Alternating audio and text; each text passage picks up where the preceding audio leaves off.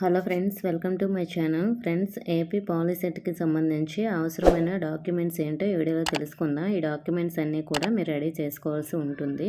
అవేంటో ఈ వీడియోలో తెలుసుకుందాం. వీడియోని అయితే అక్కడ స్కిప్ చేయకుండా వినండి. ఫ్రెండ్స్, మనకి ఏపీ పాలిసెట్ 2024 ర్యాంక్ కార్డ్ అయితే ఒకటి మీరు డౌన్లోడ్ చేసుకోవాలి. సో ఇది అఫీషియల్ వెబ్సైట్లో అయితే మనకి డౌన్లోడ్ అవుతుంది. అలాగే next AP POLYCET hall ticket అనేది మనకి ఉండాలి. సో ఇది కూడా మనకి అవసరం అవుతుంది డాక్యుమెంట్ వెరిఫికేషన్ సమయంలో. Next AP POLYCET counselling letter అనేది మనకి ఒకటి వస్తుంది. అది కూడా మీరు రెడీ చేసుకోవాలి. సో అంటే కౌన్సిలింగ్కి రమ్మన్నట్టు మనకి ఒక లెటర్ అనేది వస్తుంది కదా, అది కూడా మీరు ఉంచుకోండి వచ్చిన తర్వాత. నెక్స్ట్ ఏపీ పాలిసెట్ సంబంధించి ఇంకా ఏమేమి ఉండాలంటే ఎస్ఎస్సి లేదా దానికి సమానమైన మార్క్ షీట్ అనేది ఉండాలి.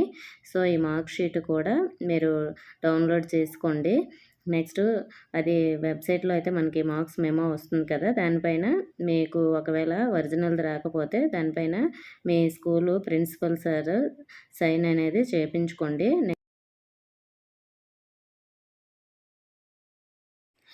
బానిఫైడ్ సర్టిఫికేటు, సో ఇది కూడా మీరు రెడీ చేసుకోండి, కౌన్సిలింగ్ టైంకి అవసరం ఉంటుంది. నెక్స్ట్ కుల ధృవీకరణ పత్రం అంటే caste certificate. So SC ST BC వాళ్ళకైతే ఈ క్యాస్ట్ సర్టిఫికేట్ అనేది ఉండాలి. ఓసీ వాళ్ళకి అవసరం లేదు. ఒకవేళ ఈడబ్ల్యూఎస్ సర్టిఫికేట్ ఉంటే అది మీరు రెడీ చేసుకోండి ఓసీ వాళ్ళు.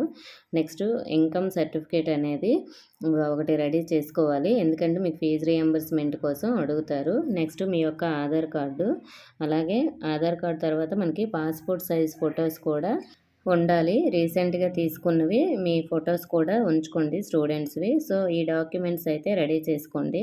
అలాగే మీకు వచ్చిన ర్యాంక్కి ఏ కాలేజీలో సీట్ వస్తుందో అనేది నేను వీడియో అయితే చేశాను. ఆ వీడియో ఉంటుంది మన ఛానల్లో, చూడండి.